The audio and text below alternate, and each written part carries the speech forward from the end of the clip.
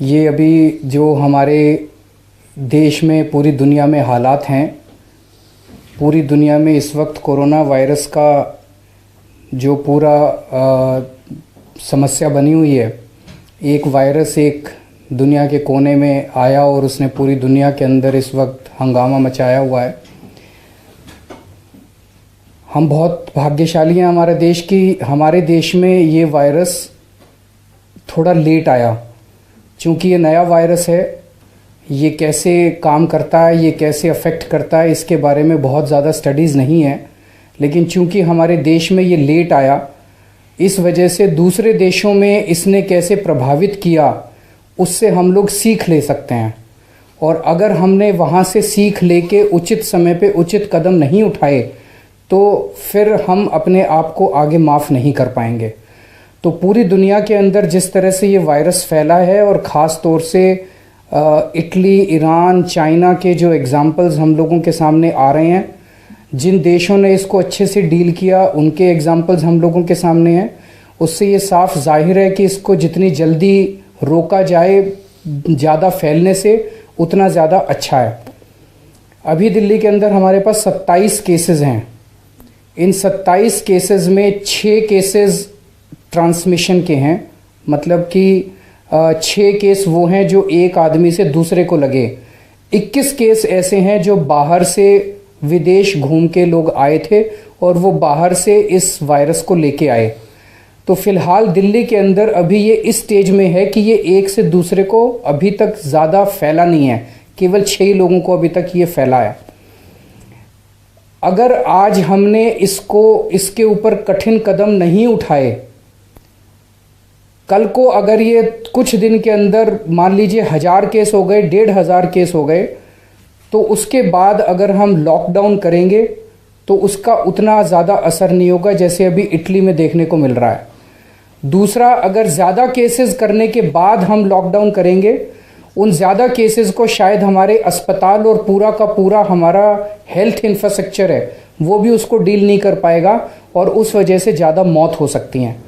इसीलिए आज हम सब लोगों ने मिलके ये तय किया है, आप सबकी सेहत के लिए, हम सबके, हमारी दिल्ली के लिए, देश के लिए ये तय किया गया है कि कल सुबह 6 बजे से दिल्ली के अंदर लॉकडाउन किया जाए और ये 31 मार्च की रात को 12 बजे तक लॉकडाउन जारी रहेगा।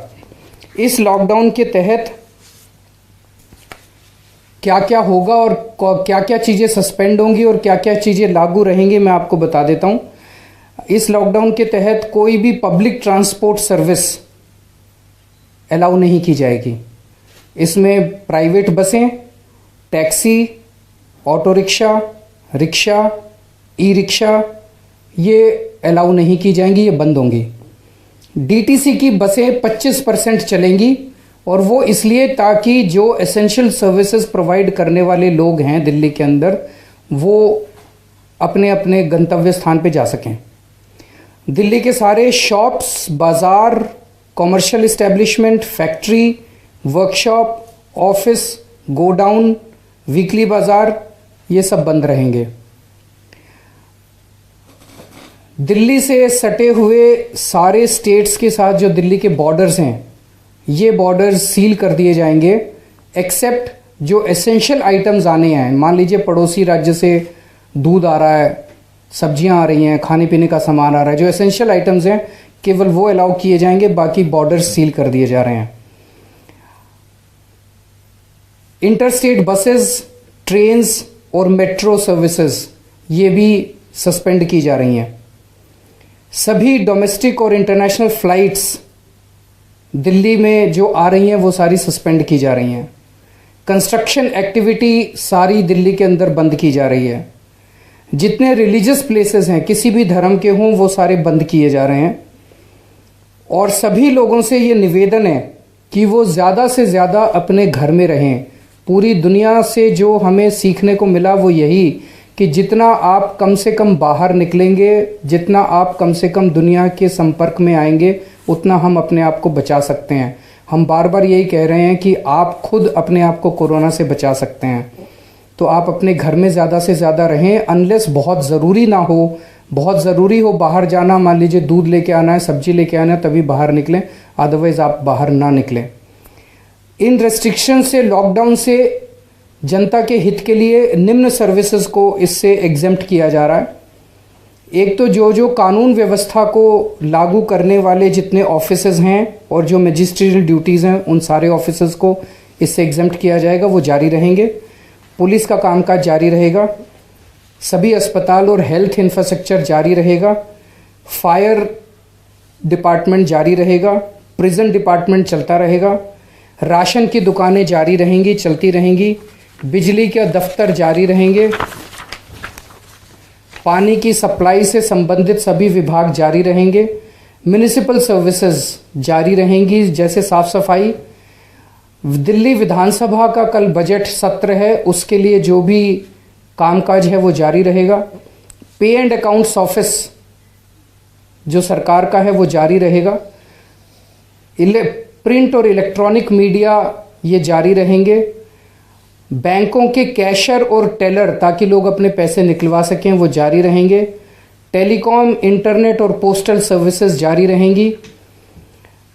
जो एसेंशियल गुड्स हैं जैसे खाना, दवाई, इनकी ई कॉमर्स से संबंधित सभी गतिविधियां जारी रहेंगी। फूड आइटम्स, खाने पीने की फूड आइटम्स और groceries, fruits, vegetables, milk, bakery, meat, fish, इससे संबंधित दुकानें खुली रहेंगी। मिल्क प्लांट्स जारी रहेंगे। जो जनरल किराने की दुकानें हैं वो खुली रहेंगी। जो रेस्टोरेंट से केवल टेक अवे और होम डिलीवरी अलाउ किया जाएगा। केमिस्ट्स और फार्मासिस्ट्स की दुकानें खुली रहेंगी। पेट्रोल पंप, एलपीजी और ऑयल एजेंसीज खुले रहेंगे। एनिमल फॉडर खुले रहेंगी इनकी दुकानें। अब ये सारी जो चीज़ें मैंने बताई, इनसे संबंधित manufacturing, processing, transportation, distribution, storage, trade, commerce and logistics, इनसे संबंधित जो भी है इन सर्विसेज से वो जारी रहेंगे। और समय समय पे अगर सरकार को लगता है कि कोई एसेंशियल सर्विस है जो रह गई और उसको जारी रखना जरूरी है, तो वो समय समय पे नोटिफाई करते रहेंगे। कोई भी व्यक्ति अगर सड़क पे मिलता है और उससे पूछा जाता है और वो कहता है कि मैं इस सर्विस को प्रोवाइड करने के लिए जा रहा हूं, तो उसकी बात मान ली जाएगी, उसे कोई सर्टिफिकेट देने की जरूरत नहीं है। कोई भी व्यक्ति सड़क पे मिलता है और वो कहता है कि मैं सामान खरीदने जा रहा हूँ, दूध खरीदने जा रहा हूँ, मैं अपने इस एसेंशियल सर्विस के काम के लिए जा रहा हूँ, उसकी बात मान ली जाएगी। तो जनता के ऊपर भरोसा करके, जो जनता अगर इससे रिलेटेड कोई अस्पताल जा रहा है कोई, तो उसकी बात मान ली जाएगी। 5 या 5 से अधिक लोगों को इकट्ठे नहीं होने दिया जाएगा। और जितने प्राइवेट दफ्तर हैं, प्राइवेट इस्टेब्लिशमेंट्स हैं, वो बंद रहेंगे, लेकिन उनके जितने एम्प्लॉयज़ हैं उनको ऑन ड्यूटी माना जाएगा। तो सभी प्राइवेट इस्टेब्लिशमेंट्स को अपने अपने कर्मचारियों को इस दौरान जब लॉकडाउन रहेगा उसकी पूरी तनख्वाह देनी होगी, इंक्लूडिंग परमानेंट एंड कॉन्ट्रैक्ट।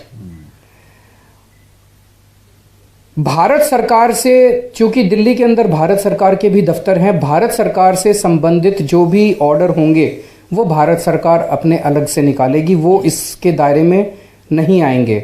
और जो भी कोई व्यक्ति इस ऑर्डर को लागू नहीं करेगा, इसका उल्लंघन करेगा, उसके खिलाफ कानून के तहत सख्त कार्रवाई की जाएगी।